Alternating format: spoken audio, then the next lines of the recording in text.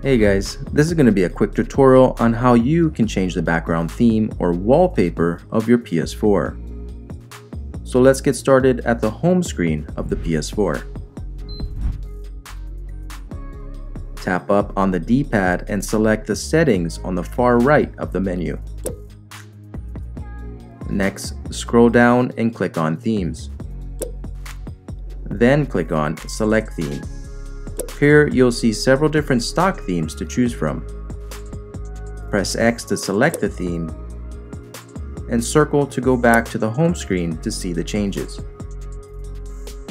If you wanted to expand your theme collection, click on Find in PlayStation Store below your stock themes. Here you will see a mixture of free and paid themes to choose from. But if you are only interested in the free themes, click on Add Filter and select Free. Now you will be able to browse over 280 free themes in the list below. If this video was helpful to you, don't forget to leave a like and comment if you guys have any questions down below. Thanks again for watching, and I'll see you in the next video.